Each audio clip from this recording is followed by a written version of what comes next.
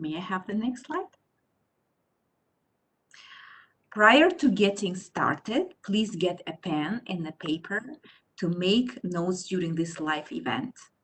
You will be able to ask questions at the end of the presentation using either the chat box on the bottom right corner of your screen, or you can also unmute yourself and ask questions. And now let's say hello to you formally. My name is Sakina Saudat Kadamova. I am currently Talent Acquisition Officer at the OSCE Secretariat, and I have experience working almost 15 years with OSCE in different field operations. I spent around 10 years in the OSCE office in Dushanbe, and the last for almost 6 years with the OSCE mission in Kosovo. And currently I am, as of January, I am the Talent Acquisition Officer with the OSCE Secretariat. And I give the floor to my colleague Anne also to introduce herself. Hi, everyone. I'm glad to participate in today's webinar. My name is Ansa Clau, and I am a Senior Talent Acquisition Assistant at the OSCE Secretariat. And I'm also one of the core members who worked on the new recruitment platform, Taleo. Together with Sakina and me are our other colleagues, Theodora and Sakovat, who are also core members of the Taleo navigation team. Good afternoon, everyone, and welcome to today's event. My name is Teodora Borbeni, and I've been working for the OSCE for over a year now as a payroll assistant, but also I've spent this past year supporting the implementation of this project. And I'm very excited to be here with you today, and hope you are too, and that you will find this experience helpful. Thank you, Theo. Good afternoon, everybody, and thank you very much for being here with us today. My name is Sakhovat Homidov, and I'm from Tajikistan, and I'm a graduate of master's degree program from the OSCE Academy in Bishkek. And currently, I'm engaged in supporting the recruitment processes for the OSCE Secretariat, as well as the processes in the OSCE field operations. Thank you.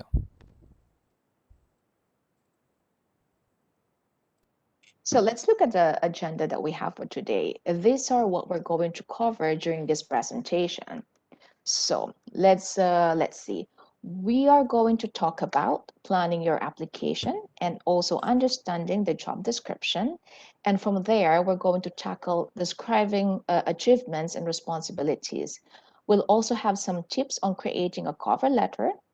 And we're not going to end this presentation without showing you our new recruitment platform, Taleo, and giving you a brief demo on how to apply through the new platform. Right after that, we'll have a few minutes for you to ask your questions.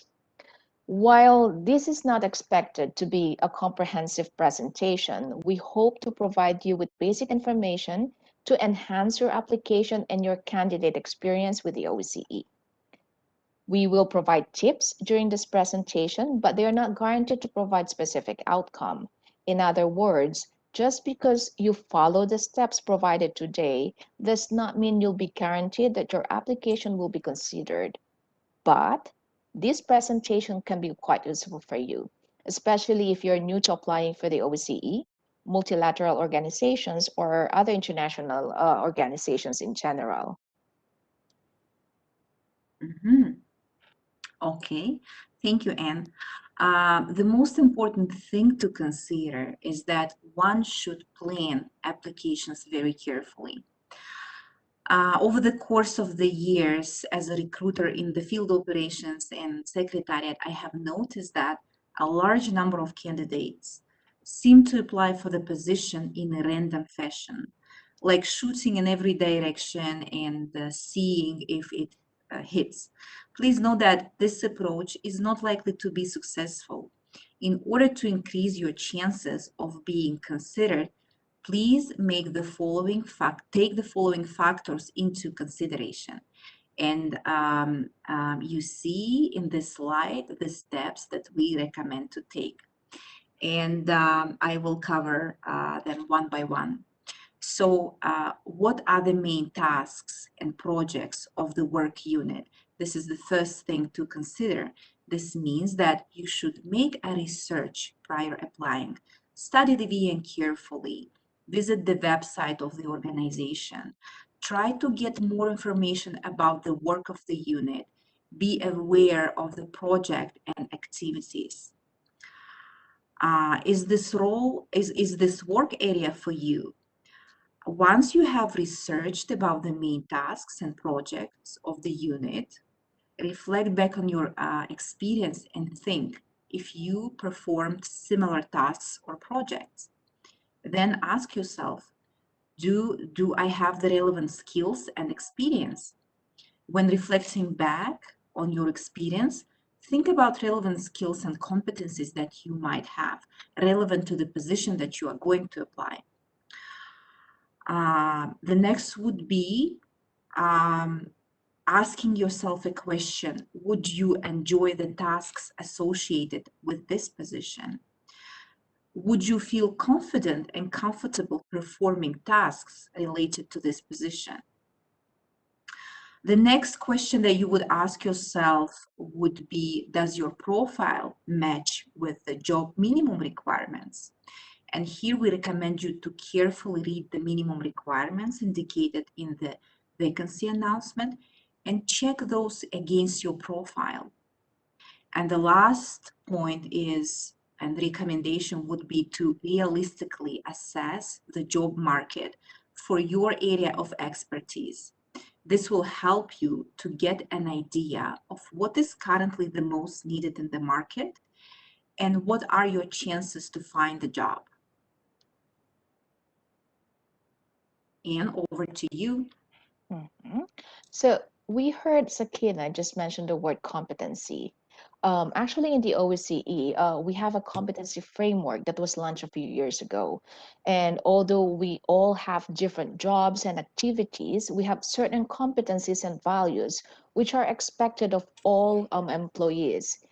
These competencies may be listed in the job descriptions, particularly for international contracted positions.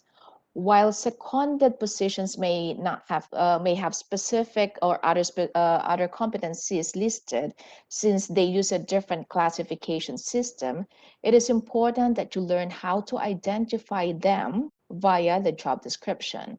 And we'll show you how to do that in this webinar. There are specific managerial competencies as well, which only apply to those with supervisory functions. Now, if you want to have more information regarding the OSCE competency framework, we would suggest that you download a copy of it from jobs.osce.org/recruitment selection and OSCE competency model. Now let's look at the next slide. And here is a sample of a competency that you can find in our competency framework. Initiative taking. As you can see on the screen, the initiative taking competency can be defined as proposes and initiates new ideas, activities, and projects. For example, here's how we operationalize initiative taking. In an interview, board members may be looking for examples on how you have demonstrated the following: anticipating emerging needs and proposing solutions to address them, proactively applying creative thinking to own work, conceptualizes new ideas and add value to the organization, demonstrating commitment to achieving or surpassing results. Thank you, Anne. Just to pay your attention is that one of the most important sections of any job description is the required skills and experience. Be attentive to the requirements of the job description that is related to the education, experience, and languages. May I have next slide? Okay, now let's do a brief exercise together. Please enter in your chat box some ideas related to the question. What would be the profile of the associate program officer, let's say P2 level? So what we are interested to know is that what type of educational background do you think is required, and how many years of experience is required? May I please kindly ask you to add in the chat box your ideas?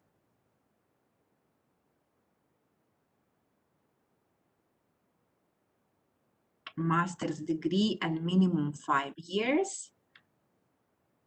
Master's degree in 3 to 5 years, 2 years, 5 years of experience, 3 to 4. Master's degree in social sciences, plus 2 years of experience, university degree, and minimum 5 years, MA degree, preferable, project management, level of master's degree. Wow, I see that today we have very active We do. bachelor degree plus 5 years experience. There's another one that says minimum of bachelor's, Sakina, 5 years and master's degree. Master's degree and less than 2 years of experience. JPO experience, the OSCE preferably. Okay.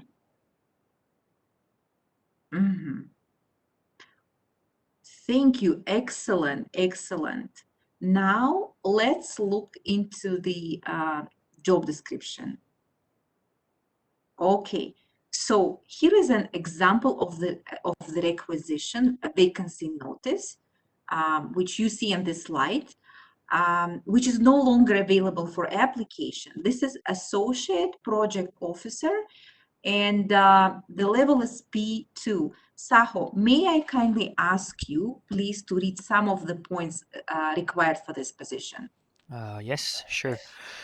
So one of the required skills and experience for the associate project officer is a first level university degree in international affairs, political sciences, sociology, psychology, international law, security studies, or closely related field. And the minimum required minimum years is 4 years of relevant professional experience in international affairs and previous experience with the OSCE or other international organizations, especially in project management and technical assistance, would be an asset. Then we have basic computer literate with practical experience in Microsoft applications, ability to establish and maintain effective working relationships, and experience other like technical experiences. Excellent. Thank you very much, Sahovat. So you see, basically the associate project officer at P2 level requires first level university degree. So those of you who said bachelor degree were right. And it says that minimum of 4 years of relevant professional experience in international affairs. So those of you who said 4 were absolutely right. And I have here Nuria saying that bachelor and 4 years of experience. So many of you were answering correctly. And you can also notice that we usually mention the university degree, and then we basically we highlight the fields. In this particular vacancy, international affairs, political sciences, sociology, psychology, international law, security studies, or other closely related. So yes, well, thank you very much for your answers. And we move to the next slide. And here I would like to say that one important thing to remember that is one important thing to remember is that a large percentage of candidates looking over this job description may meet the required skills and experience. Therefore, just because you meet them does not necessarily mean that you will or you should be invited to move forward in the recruitment process. Can I have next slide? So now, as you can see in this new slide version, you should look at the required skills and experience as minimum requirements. As Sakina pointed out, your job is to show how you stand out from other people who also meet the minimum requirements.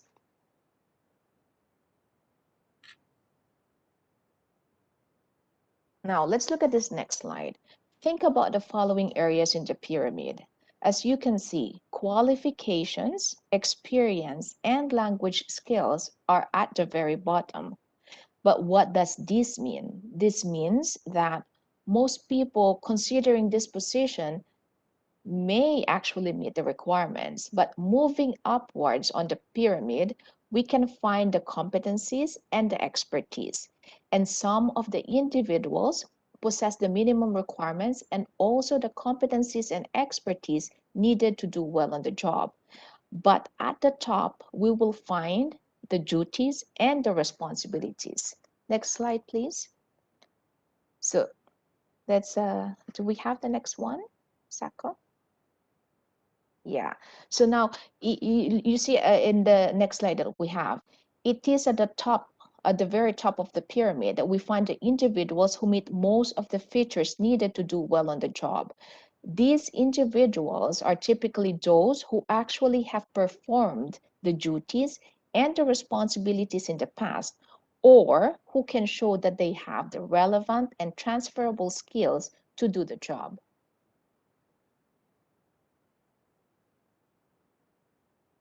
Now, when it comes to gender differences in application patterns, as what we have in the slide here, research has indicated that overall, men and women may behave differently when completing job applications or putting themselves forward for promotion. For example, one study conducted at a large private sector organization in North America revealed that women working at HP applied for a promotion only when they believed that they met 100% of the qualifications listed for the job.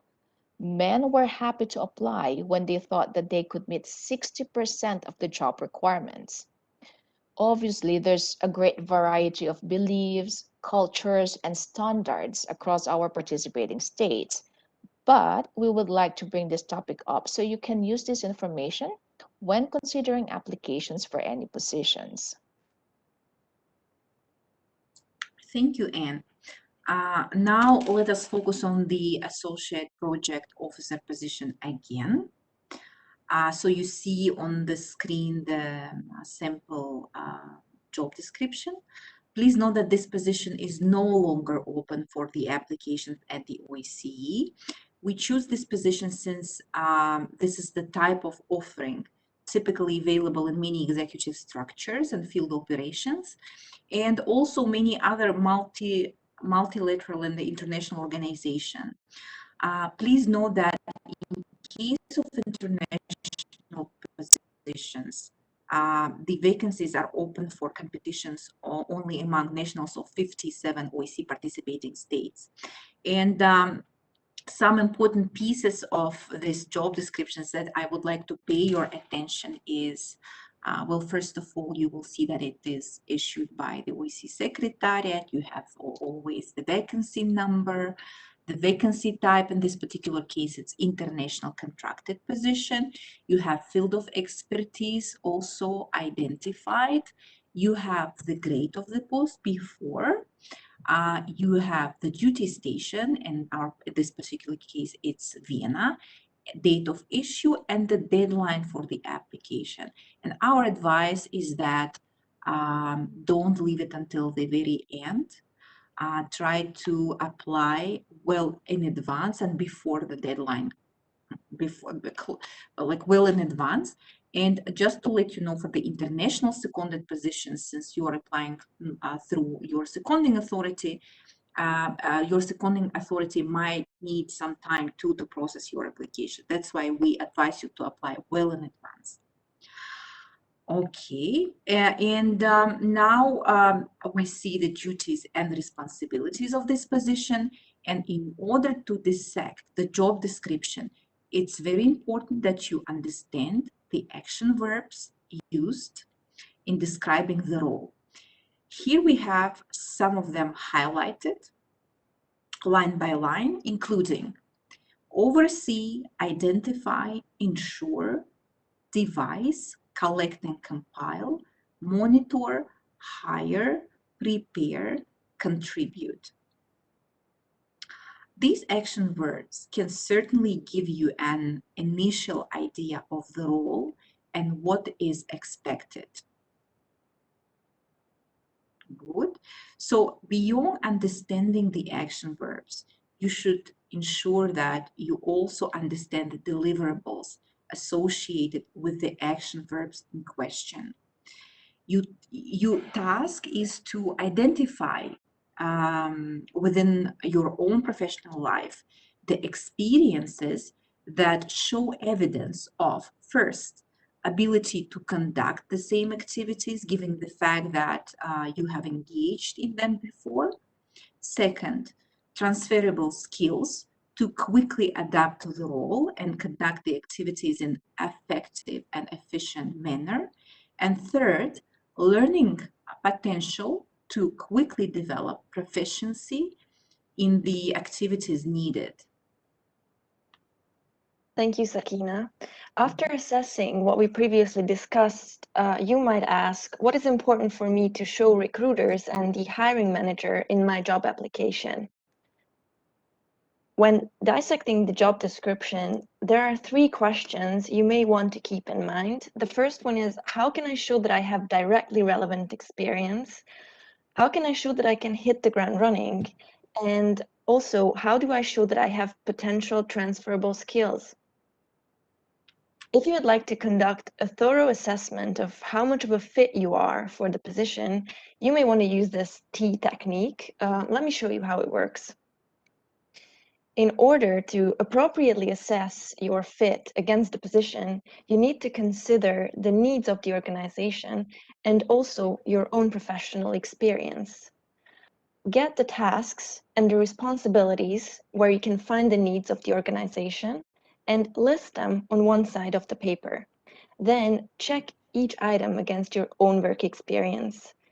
Think about whether or not you have conducted the exact same or similar tasks maybe. If so, how will you show it on your application? If not, how do you show that you have potential with transferable skills?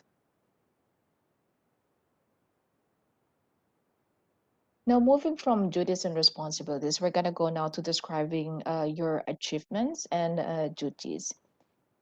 In your applications for the OSCE, your goal is to show alignment between the role you're applying for and the jobs and experiences you've had in the past. So that's very important to actually consider and take note of.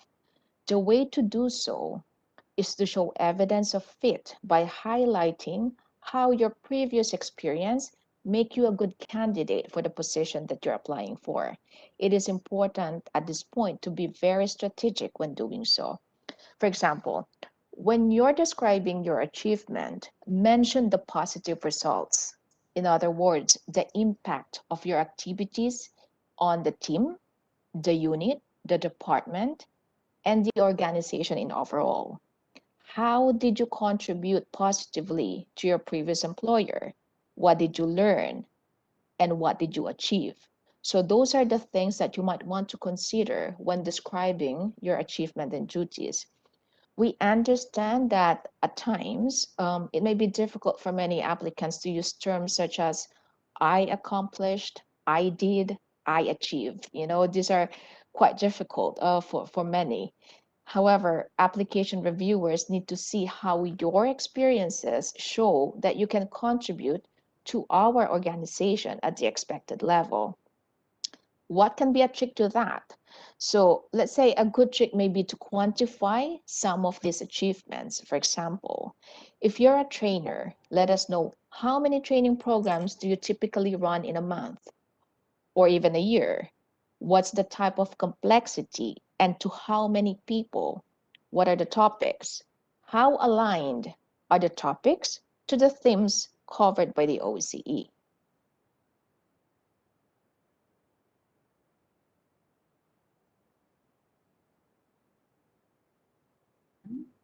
We're going to show you actually a few examples very soon. But if you or your team have received awards and accolades, mention them also in your application. This supports your claim of a positive impact. Add the types of relevant skills that you have acquired over time and how they could be related to the position.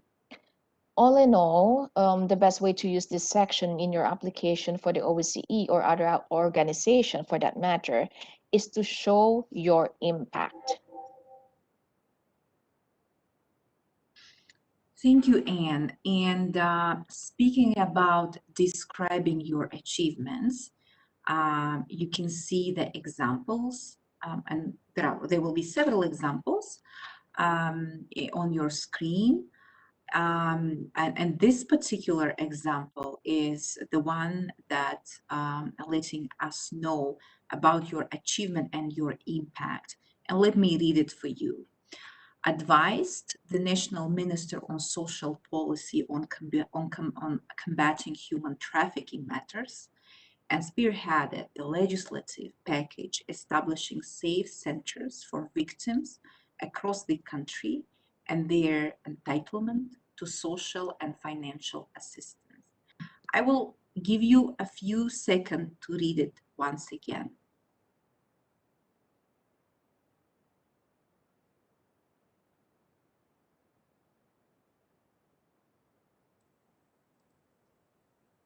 Okay, in this specific example, if we can quickly, pay attention to the use of action verbs, advised, spearheaded. So we also call them powerful words. They help to emphasize your impact and make your statement more compelling.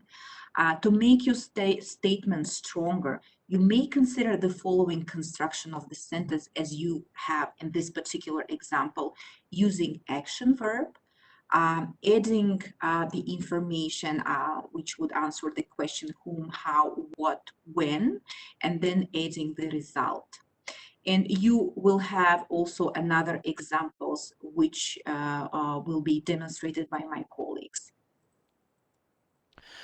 Thank you, Sakina. So here is another example presenting a quantitative data and timelines to emphasize the impact. So the sample says designed and delivered 30 outreach presentations online to an audience of more than 1,000 lawmakers from Southeastern Europe in 20 months. Topics focused on raising awareness of innovative policy solutions to support gender mainstreaming practices. So in this example, you can see how the use of action verbs like designed, delivered, and effective use of quantitative data like 30 outreach presentations, more than 1,000, 20 months, all this quantitative data makes the statement even more compelling. So when describing about your achievements, think if you can support your statement with quantitative data. This is the best way to make strong and compelling statements. I'll give you a couple of seconds to read the example yourself.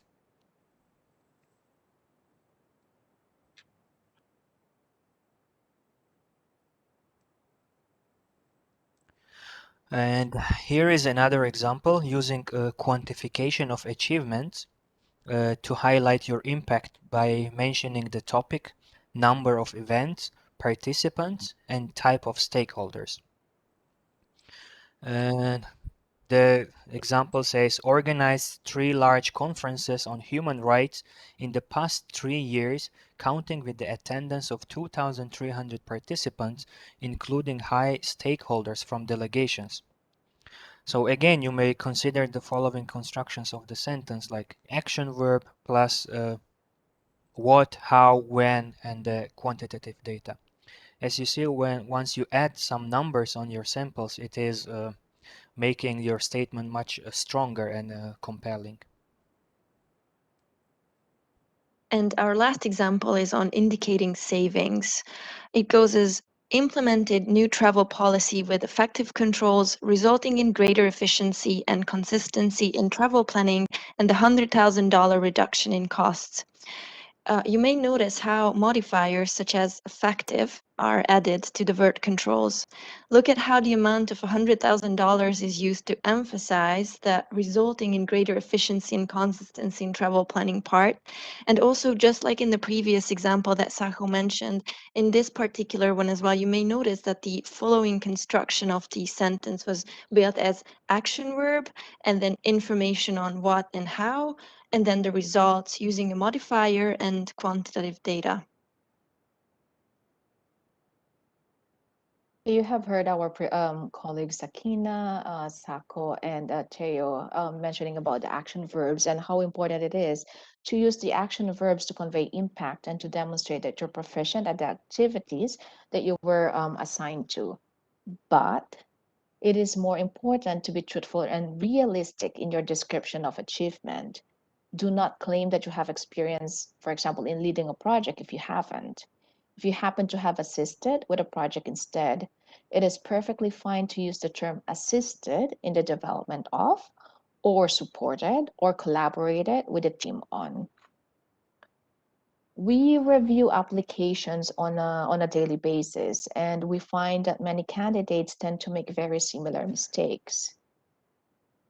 When describing your duties and responsibilities from current and previous positions, here are some tips we recommend that you follow, specifically when filling out your employment record. So first would be tailor each application to the job. Never send generic applications and keep your profile up to date. That is very important to really keep your profile up to date because you will always tend to have some changes here and there. And it's best to keep your profile updated so we see the latest information that you also have. Show the hiring manager how your past responsibilities make you a good fit for the position by emphasizing relevant skills and abilities first and foremost. Start each statement with an action verb to make it concise and emphasize your role. Write statements that demonstrate the what, the why, how, for whom, and where you perform the duties. You can also quantify and qualify statements if possible. Lastly, use a few modifiers along with action verbs to allow hiring managers to get acquainted with how you performed your duties.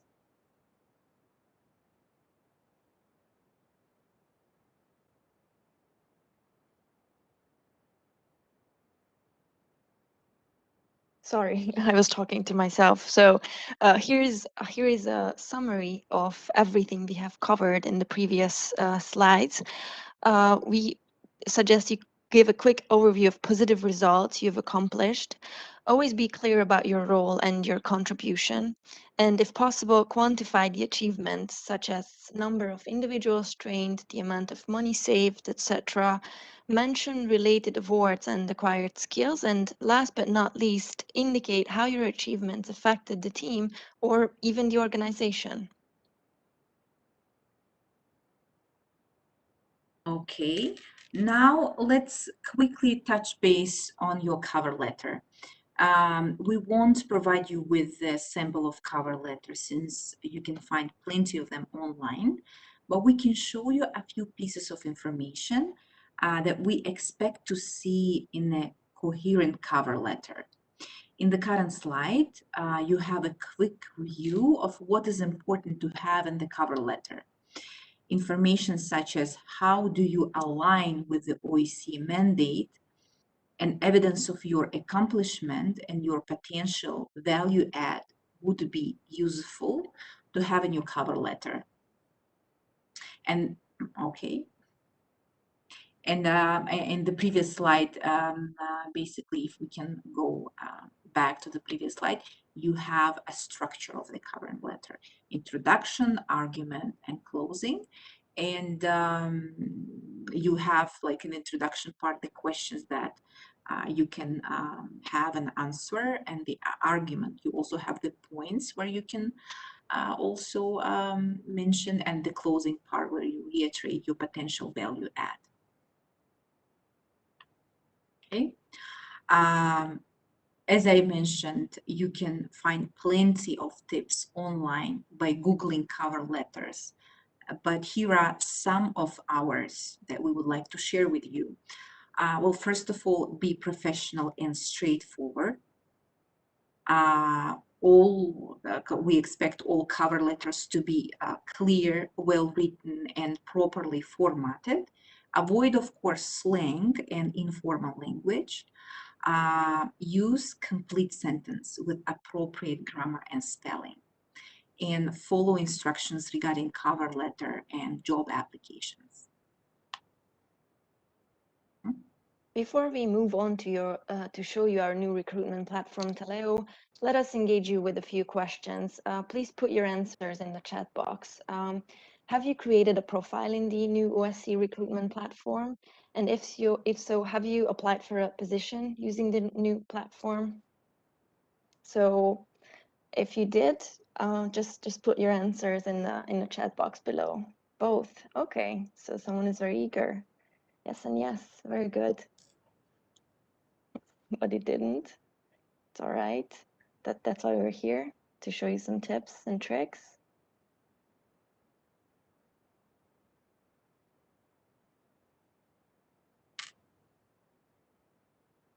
Okay, somebody enjoys this new platform a lot more than the previous one. So good to hear, I guess.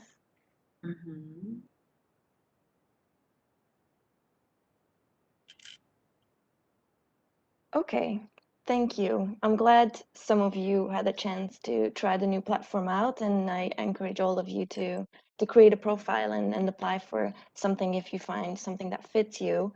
And you might be wondering why we chose Taleo. The reason for that is that Taleo is a candidate-centric platform, and it is based on modern best practices. In addition to that, it is also a market leader and is very well known and used by a large number of international organizations.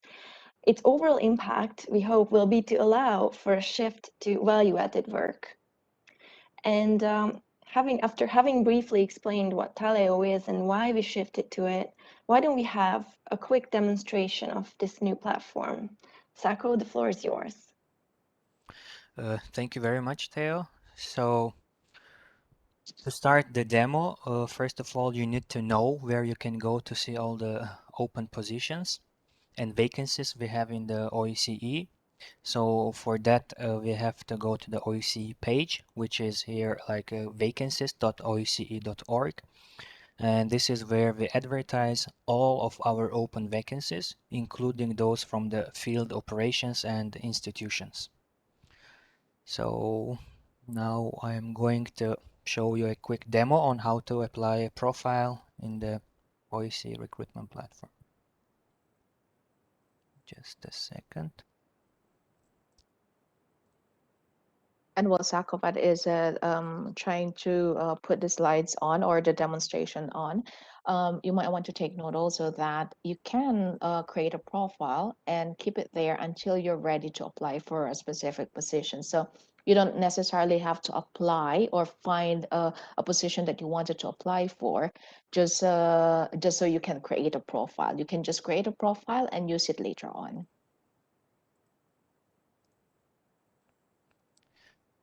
Thank you, Anne. So as I said previously, in order to see all the open vacancies in the OSCE, we go to the vacancies.osce.org. So here we are going to see all the open positions that we have currently. It is also filtered by the field of expertise like human rights, journal staff monitoring, rule of law, democratization, and etc. So first, now we are going to create a new profile. So in order to create a new profile, we have to go to the Go to Profile site, click the button, and here we have options. Either we are returning user or we are a new user. So for our exercise, we will say that we are a new user. So once we click the new user, there will be a privacy agreement that we'll have to read it all through, go to the most bottom part and say, I accept. Or if you don't accept, you decline. So we say I accept, Then here the new user registration fields will pop up. You have to type in your username that you want, the password, and then you re-enter your password, and then your email address, and again re-enter the email address, and then just click register.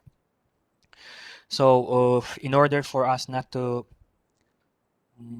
spend much time in creating the user, so previously I already created one new user, so we are going to use this account for our test scenario. So we say go to profile, new user, like the returning user.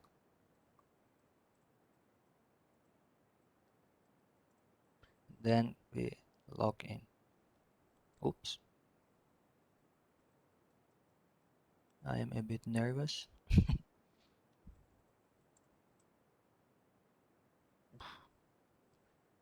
I think, what was my password? Just a second.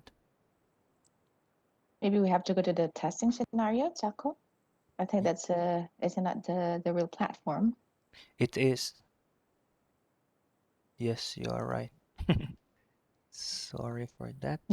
It's okay. You know what we can do, Sako, while you're looking for that one? What we can do is answer a couple of questions that I see right now in the chat box that's related directly to Taleo, which is one that I can see is, can we transfer information from the old platform to the new one? Actually, unfortunately, it's not possible to do that. Basically, the current or the old platform is going to go down as of the end of September. As of the 1st of October, it's no longer going to work. What you can do is you can open your previous in the your application or your form in the previous platform and then copy and paste it. But it's not going to be able to do that automatically. Thank you, Anne. So once we log in, there will be several steps that we have to go through in order to create our profile. The first one is general question, which is about your country of nationality. Here you can select your nationality from the list of the values.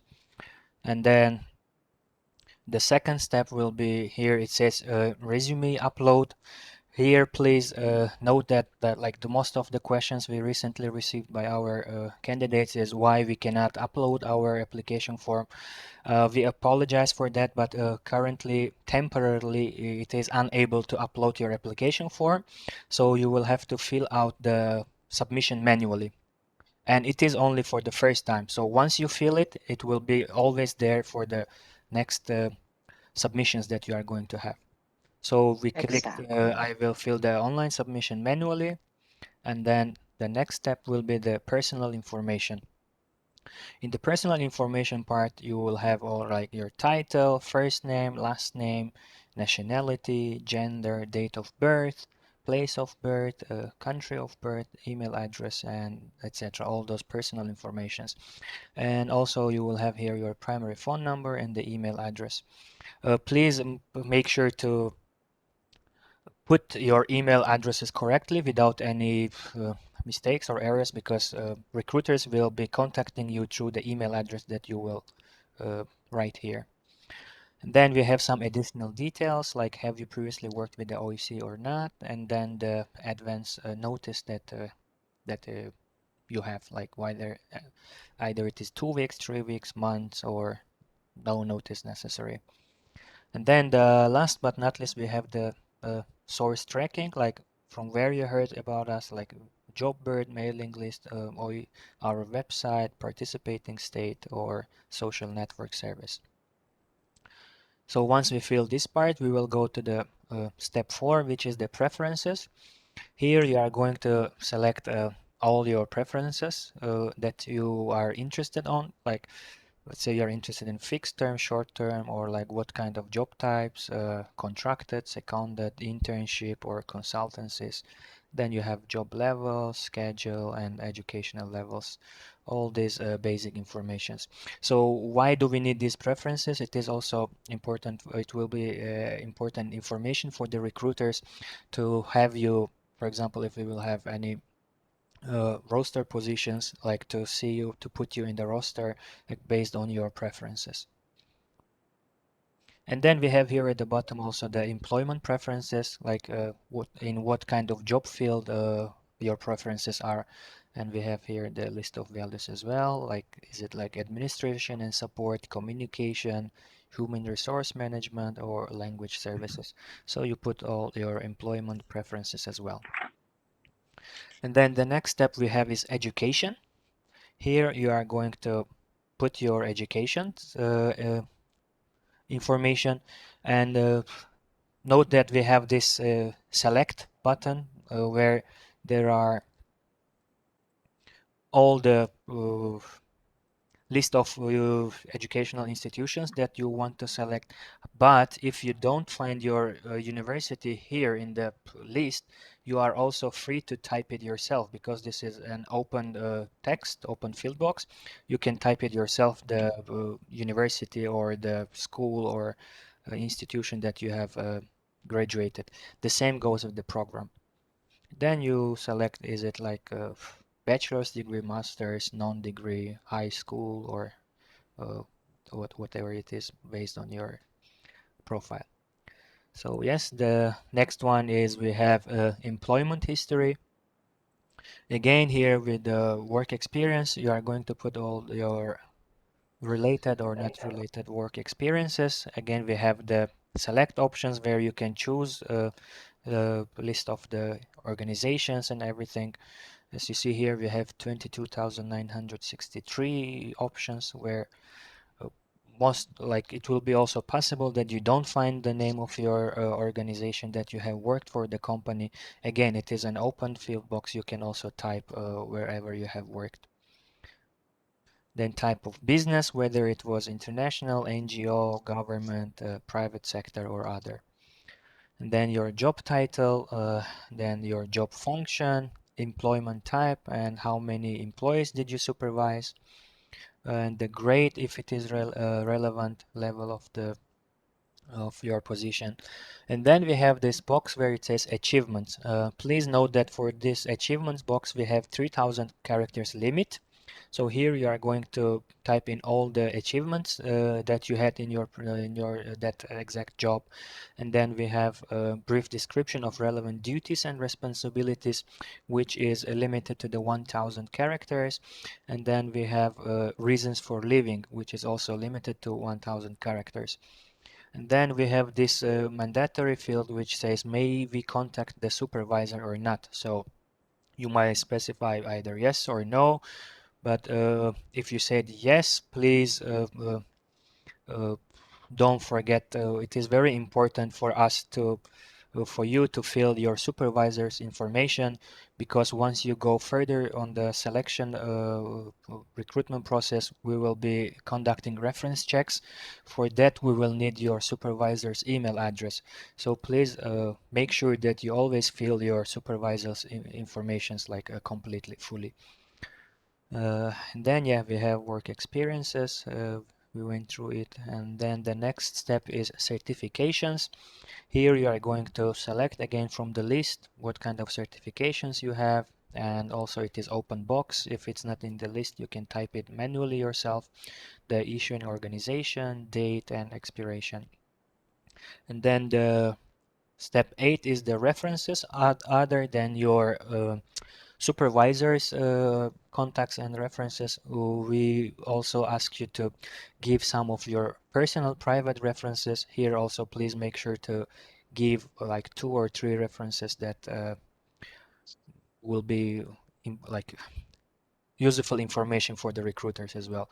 And please always don't forget to put the email addresses of the references, because we usually contact them through their email addresses. And then the last but not least part is the cover letter. So here you are going to either type it yourself, the cover letter, or copy paste it. But I think it is always suggested to prepare your cover letter beforehand outside the application form, because it will automatically sign you out after, I don't know, like 5 or 10 minutes, so that you don't lose your data while you are in the cover letter part. It's better to work on your cover letter on the like Word or Notepad or somewhere else, and then once you are in the cover letter, just copy paste it. And also please note that there is a 4,000 characters limit in the cover letter box. And once you do the cover letter, and the last step will be review and submit. So here you will have to review all the informations that you filled, like general questions, personal information, the preferences that we filled already, the education part, employment history. You see that if everything is there, what you feel like, nothing missing, certification, references, cover letter, and everything. So once you fill this all, you clicked on submit. So once you click on submit, you will receive this this message that like, thank you, the process completed, you have successfully submitted your candidate profile. So this was how we create a profile. And now, where were we? Sorry. So congratulations, now that you have a profile ready and have found a position that suits you, let's link your profile to specific requisitions. And how do we do that? We are going to again show you. Let's sign out from this one. Then on the website, we see that there is a job that meets all my skills and like, that I'm interested to apply on. Let's say this talent acquisition clerk. Also, please note that this is testing environment and we don't have this on the website. This is the testing environment. That's why we selected this for us to show you the exercise. So how we are going to submit our application. So first, of course, everybody goes through the background, tasks and responsibilities, necessary qualifications and everything. So I decide to apply for this job. How I do it? Here I click on the apply for job. Again, so we already have our user account. So we are no more the new user. So we are going to sign in with the user account that we created.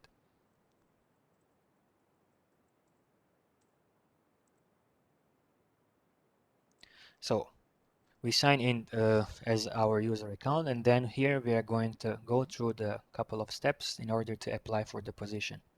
So the first step there are some general questions like, are any of your relatives employed in the OSCE or not? We are going to like, are you free from any disease?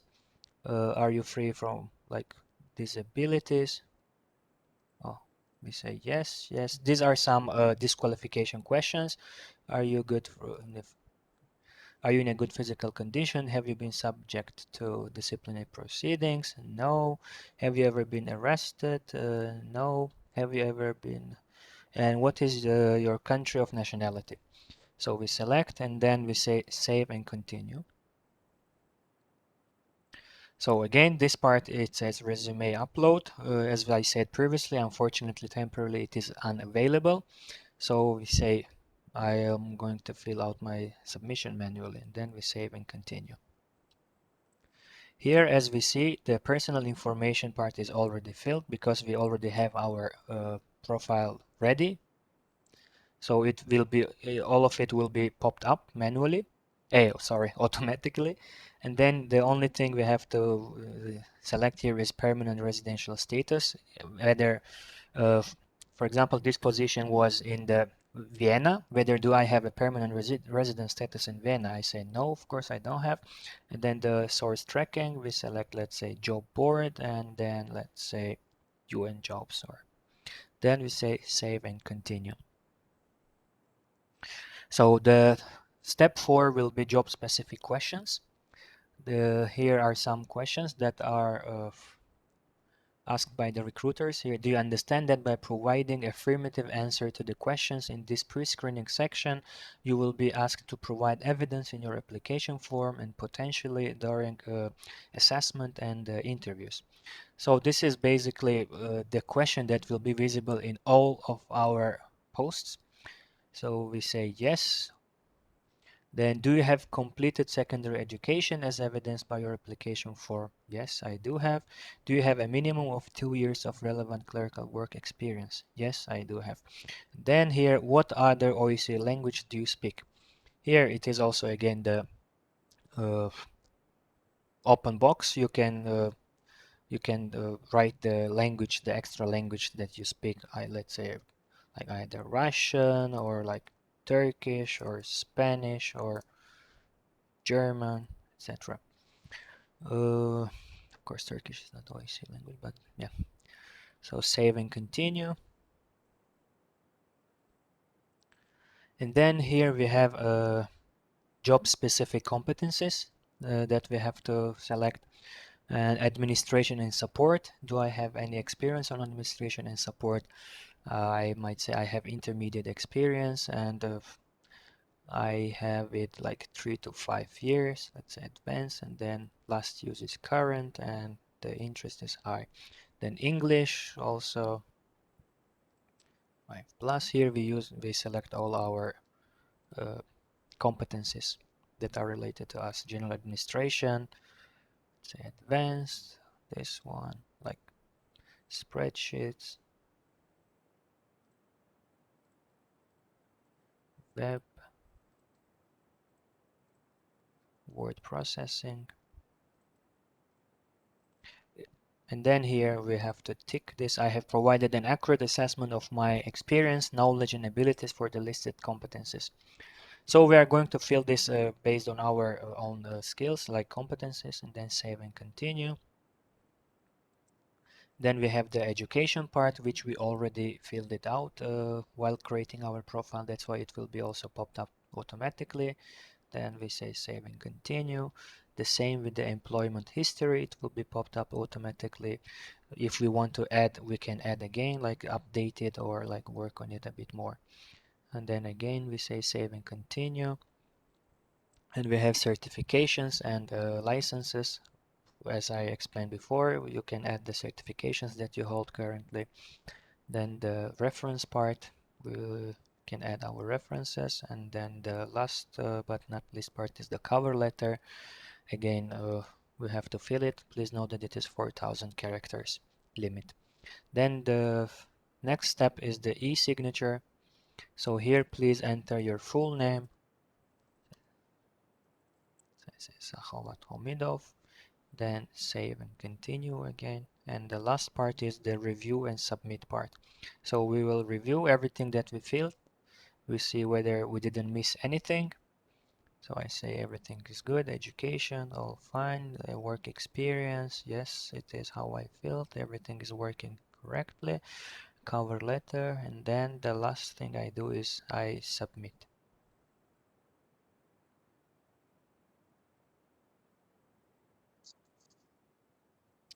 So there will be a thank you message. Thank you for your job application. If your profile meets the requirements, a member of our team will contact you. So this is basically it, how we create a profile and how we apply for an open position within the OSCE. So now that you have seen the demo of the new recruitment platform, we encourage you to start your application forms and get your profiles ready. And there are some tips from us to you. Make sure that you use the Google Chrome or any other modern browser in order to apply or create profiles, because sometimes there might be some technical issues, or maybe this website will not work with the Internet Explorer.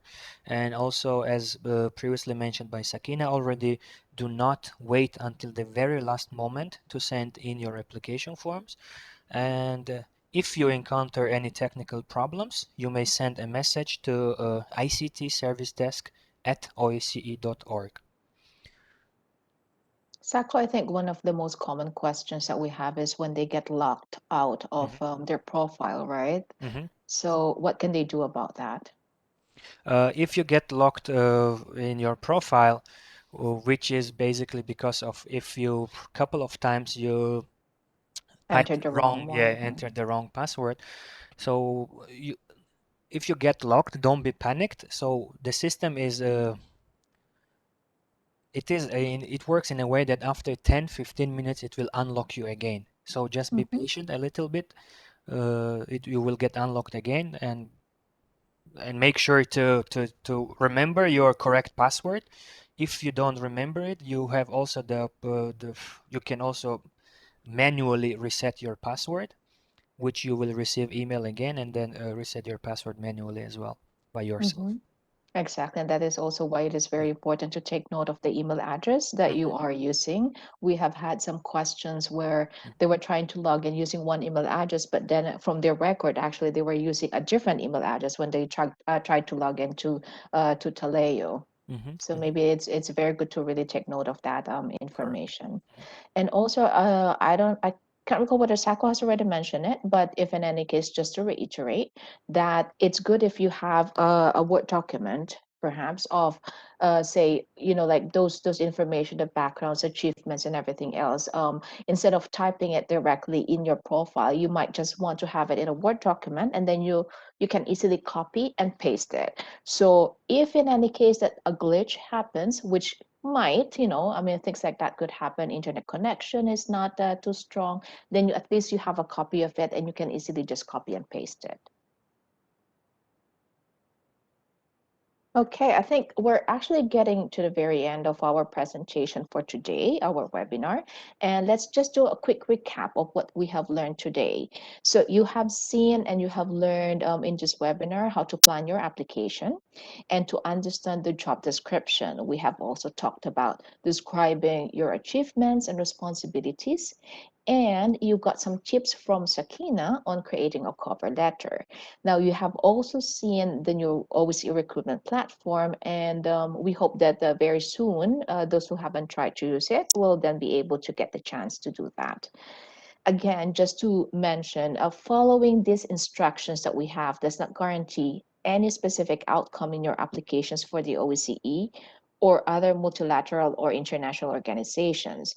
But our goal is to equip you as potential candidates with the right tools to put your best foot forward when completing an application.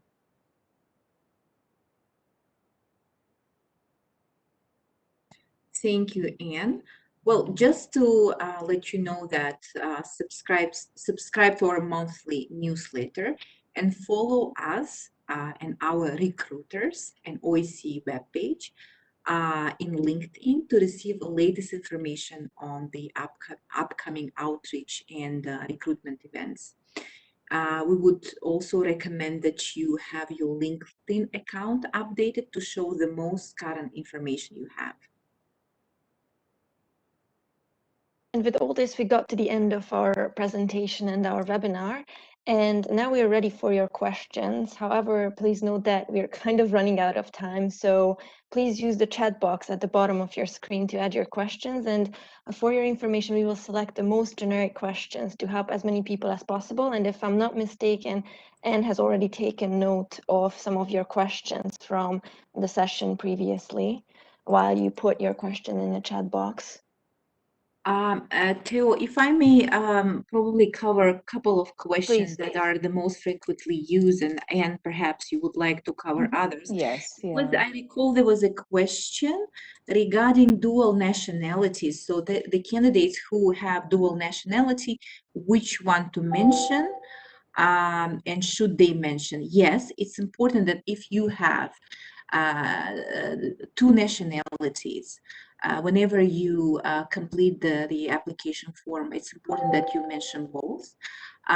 Which one to apply, it's your decision. For seconding positions, we are not receiving application directly. It should be always through your participating state, so you decide which nationality to use. However, it's really important for recruiters like us to know if you have second nationality. And then there was a second question about the period of availability, if I'm not mistaken. That would say that does this the availability period affects the recruitment process. I don't think it does. If you make it up to the interview, then during the interview you are asked about your availability. Usually we ask candidate the questions, when would you be available if you are selected? And I guess by that time the availability period might also change, but it also depends on the specific requirements of the hiring departments, if they would like the candidate to be selected as soon as possible, or what is the period that they need to the position to be filled in. And I'm also reading through other questions, and perhaps Yeah. you would like to Sakina, I've seen answer also a other. question before. I think one of the first questions that we had was who does the first screening? Is it a computer or is it an HR representative? So basically, it is still done by the HR, by the recruiters. But depending on the questions and your answers in the pre-screening questions that will ask you in terms of the application that Sako actually showed you before, we can then see who the ACE candidates are. So that's why it's very relevant that you provide the right information, truthful information in your application to any position in the OSCE or any other international organizations. And there was also another one regarding advertising vacancies. If the person is already hired, if the person is hired and it's basically only for extending somebody's contract, then there is no need to basically advertise that vacancies. But if the contract of the person has already expired or has reached the maximum period of the person is or may stay on the position, then a vacancy will then be issued or a requisition will then be issued. What we normally try to do is that we issue the requisition at least 4 months in advance. So depending also on the need, depending on the level of the position, and we also consider, during the time of the Christmas break and stuff like that. So those are things that we do consider when issuing vacancies, especially those that are already in the succession planning. I think we mentioned about not being able to transfer the data, the information from the old platform automatically to the new one. So that is not possible. Even your records or your applications from other Taleo platform in other international organizations, that's also not possible to transfer that. But what we can just recommend is to have a copy and paste of it, put it in a Word document, all the information that you need, the background, achievements, and other information relevant to your application, even your cover letter, which you can also tailor depending on the position that you're applying for. Have that ready so you can just copy and paste that. And presentation, this presentation that we have is also available as a recording. So those who had to leave early or did not gather the first part, then you would be able to watch the video as well.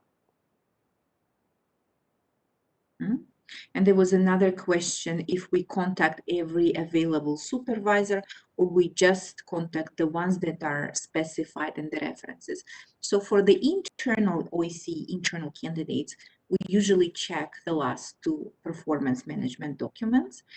And for the external candidates, we contact the individuals listed in your application form, those that you provided.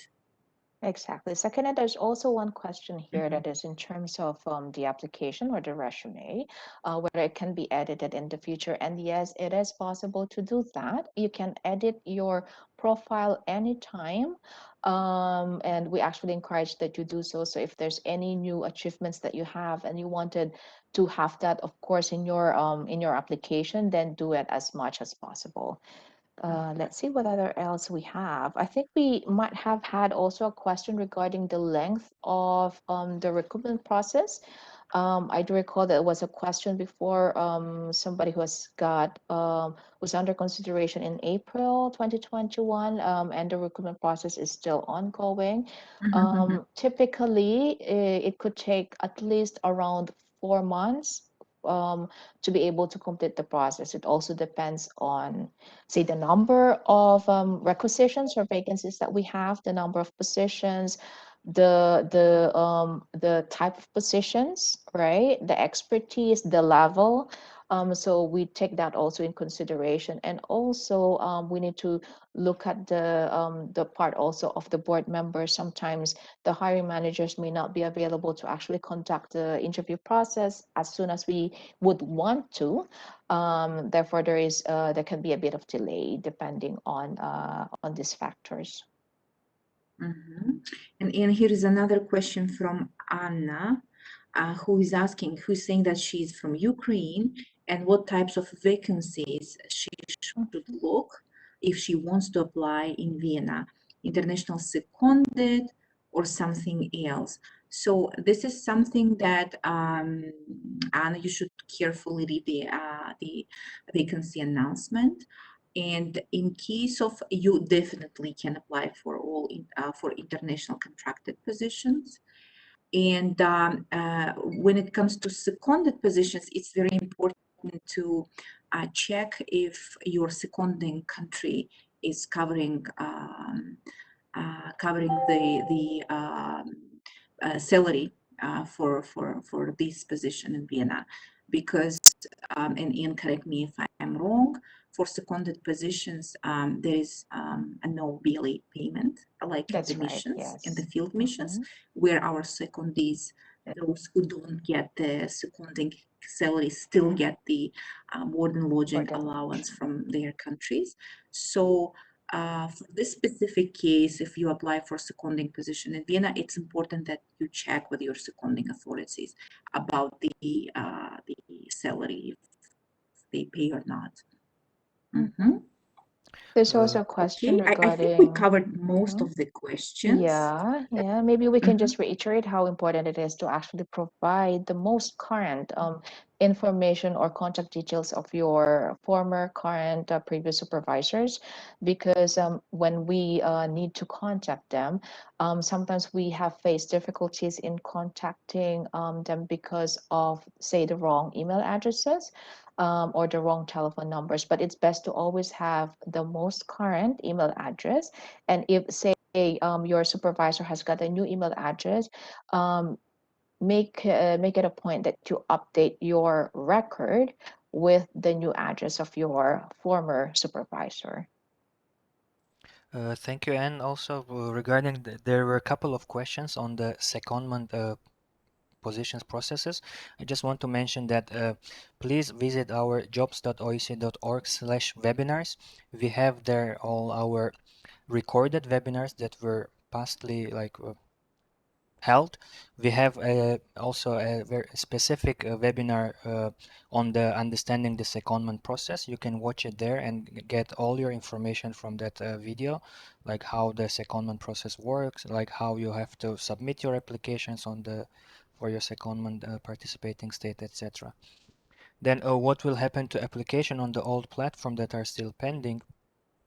As I think Anne already mentioned, we are your old applications are not automatically, how to say, moved to Transferred, moved. transferred to Taleo. So for the Yeah. Taleo, you have to always create a new profile, as we went through the demo today. So if you use your old, if you use your iRecruitment username and password, it will not work. So you have to create new username, new password, and go through your profile once again created. It also gives you actually a fresh, a good chance to freshen up and provide new information in your application form.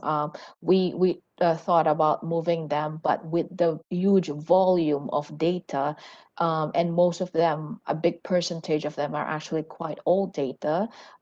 In the end, it was then decided not to do that, but to request you as the potential candidates to create a new profile, which will then show your new achievements, new experiences, and basically a very good profile.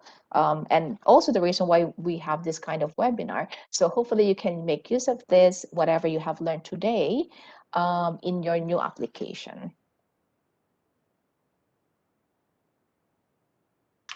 The application that have the status under it means that the recruitment process was not finalized yet.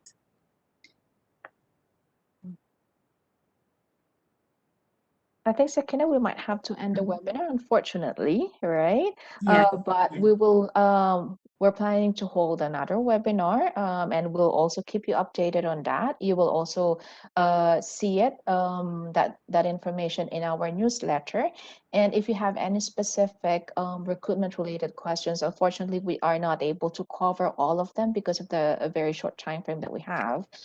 Anything specific related to the position that you applied for, you may want to send us a quick message to recruitment@osce.org. Technical problems, Sako has already mentioned. If you have any technical Taleo problems, then you can send that to ICT service desk at osce.org. And if it is just because you got locked out because you have tried a few times, then you're able to, or you should, and got locked out in your profile, then wait another 10-15 minutes and the system will unlock it automatically for you.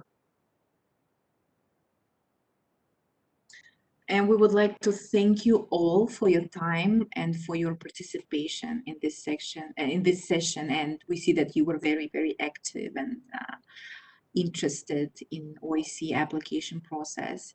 As was mentioned, visit our OSCE website for our resources that are available on the same topic. And thank you very much. We were glad to share our experience and tips with you today. Thank you all. Thank you. Thank you, everyone. Have a good afternoon.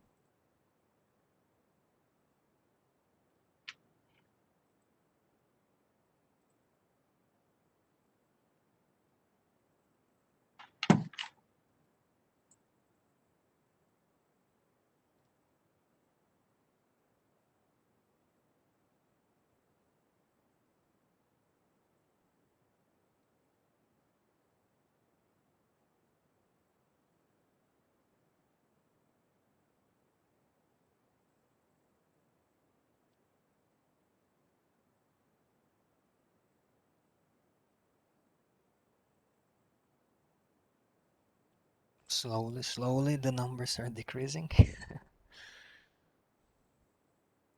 Oh, let me stop the recording.